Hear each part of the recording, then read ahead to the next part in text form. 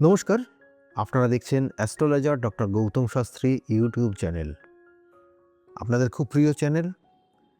দেখুন, আমি বিগত দিনে বলে এসেছি যে বেশ কিছু নতুন বিষয় নিয়ে আগামী দিনে প্রোগ্রাম করব এবং আপনাদেরকে বলেছিলাম সেই অনুযায়ী কমেন্ট বক্সে আপনাদের মতামত জানাতে। আপনারা যে মতামত জানিয়েছেন তার পরিপ্রেক্ষিতে সেই বিষয়ের ওপর আমরা আজকের থেকে শুরু করছি নতুন কিছু বিষয়, যেটা আপনাদের মতামত অনুযায়ী আলোচনা রাখবো এখানে। এবং সেই জন্য বলবো, যারা এখনও চ্যানেলটাকে সাবস্ক্রাইব করেননি তাদের উদ্দেশ্যে চ্যানেলটাকে সাবস্ক্রাইব করে পাশের বেল আইকনটাকে ক্লিক করে রাখুন এবং সঙ্গে থাকুন। দেখুন, আপনাদের যে মতামত অনুযায়ী আমরা যেটা পেয়েছি, প্রথম আজকের যে আলোচনা, যে প্রণয় সূত্রে বিবাহ অর্থাৎ লাভ ম্যারেজ কাদের হয়, এটা বিশেষ কিছু আলোচনা করব যতটা সম্ভব। প্রথম অবস্থায় দেখুন, ম্যারেড অর্থাৎ এই ম্যারেজ লাইফটা অর্থাৎ বিবাহিত জীবন অর্থাৎ কখন বিবাহ হয় এটা আগে জানতে হবে। অর্থাৎ বিবাহটা কানেকশন পায় দ্বিতীয়পতি, সপ্তমপতি এবং একাদশপতির কানেকশন। দ্বিতীয় হচ্ছে আত্মীয়, সপ্তম হচ্ছে আপনি আপনার যার সঙ্গে বিবাহ হবে অর্থাৎ আপনার লাইফ পার্টনার, আর একাদশ হচ্ছে সাকসেস, সফলতা।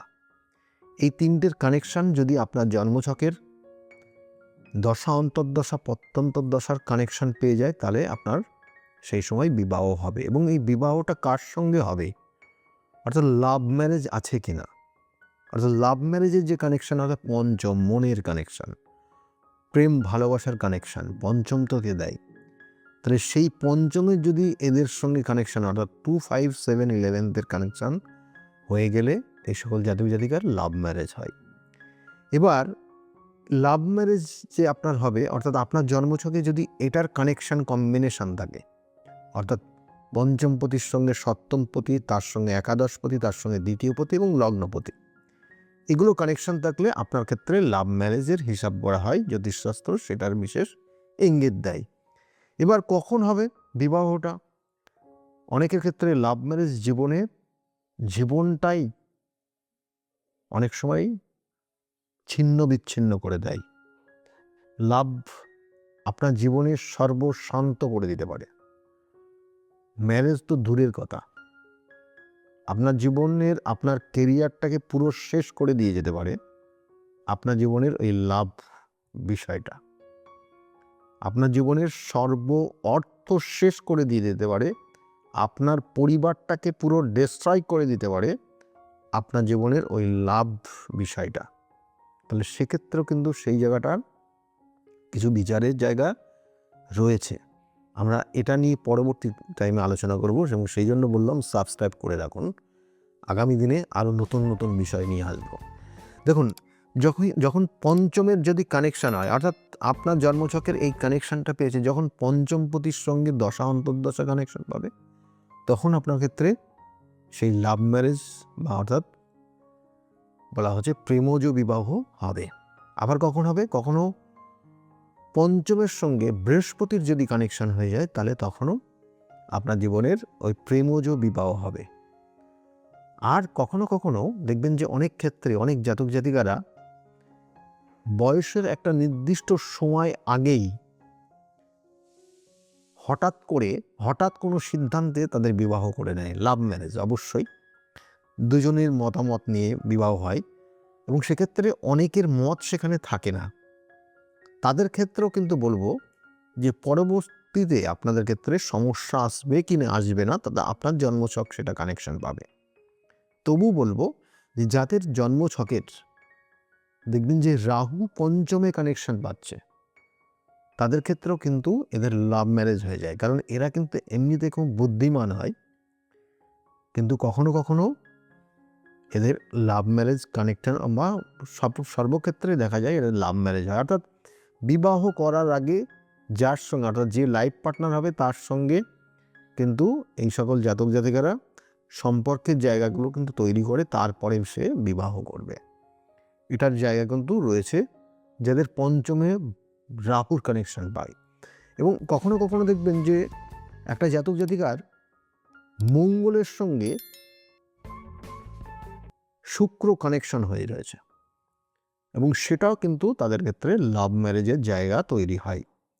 এবং এক্ষেত্রে কখনো দেখবেন যে কোনো কোনো জাতক জাতিকারা, এই যে বলছিলাম যে প্রেম আপনার জীবনের সর্বশান্ত করে দিতে পারে, প্রেম আপনার জীবনটাকে পুরো ডিস্ট্রয় করে দিতে পারে, এটারও একটু বিষয় একটু আপনাদেরকে জানিয়ে যায় যে কারোর জন্মছকে যদি চন্দ্র, মঙ্গল, রাহু এবং শুক্রের কম্বিনেশন পেয়ে যায়, তাহলে এই সকল জাতক জাতিকারা কিন্তু এই প্রেমজ বিষয়টার জন্য পুরো সর্বশান্ত হয়ে যেতে পারে এবং আপনাকে চিট করতে পারে। পরবর্তীতে অনেক অর্থ ড্যামারেজ হিসাবে আপনাকে দিতে হতে পারে, এমনকি লকআপে পর্যন্ত আপনাকে যেতে হতে পারে এবং আপনার কেরিয়ারটা পুরো সর্বশান্ত করে দিতে পারে। এগুলো কিন্তু রয়েছে। আপনার দেখবেন আপনার লাইফস্টাইলটাই পরিবর্তন করে দিতে পারে ওই কানেকশান যদি পারে, এবং সেই লাইফস্টাইলটা আপনার আস্তে আস্তে আপনার নিজেকে শেষ করে দিতে পারে।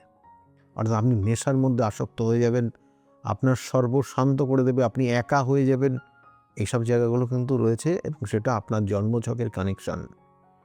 এবং এই বিষয়টা যেগুলো বললাম সেটা যদি আপনার জন্মছকে থাকে, তাহলে দেখবেন যে হঠাৎ করে সম্পর্ক তৈরি হবে এবং তারপরে বিবাহ হয়ে যাবে।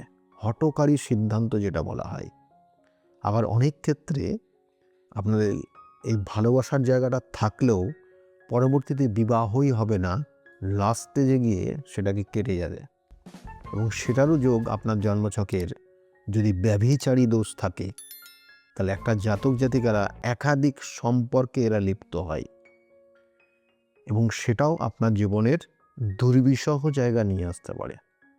এগুলোগুলো কিন্তু প্রত্যেকটা কানেক্টেড এবং সর্বসম্মত হবে। যেটা আপনার ক্ষেত্রে বিবাহ হবে, সেটা লাভ ম্যারেজ হবে কিনা সেটার জন্য আপনার জন্মছকের যদি দ্বিতীয়পতি, পঞ্চমপতি এবং সপ্তমপতি এবং একাদশপতির যোগ থাকে, তাহলে আপনার ক্ষেত্রে লাভ ম্যারেজ বা প্রেমজ বিবাহ আপনার ক্ষেত্রে হবেই। এটাই হচ্ছে কানেকশান এবং সেই অনুযায়ী বহু জাতক জাতিকার সেই জায়গাগুলো রয়েছে। কিন্তু এখন বর্তমান সমাজ ব্যবস্থা, যেটা আমি আপনাকে বলছিলাম যে চন্দ্র, রাহু, মঙ্গল, শুক্র এই কানেকশান, এবং এখন বর্তমান যে সমাজটা চলছে রাহু এবং শুক্রের ওপর ডিপেন্ড করে, সেই জন্য দেখবেন যে বিগত দিনের বিবাহর যে বিষয়টা ছিল বাবা মা পরিবারের সকলের মিলে, সেই বিষয়টার অনেক পরিবর্তন হয়ে গেছে।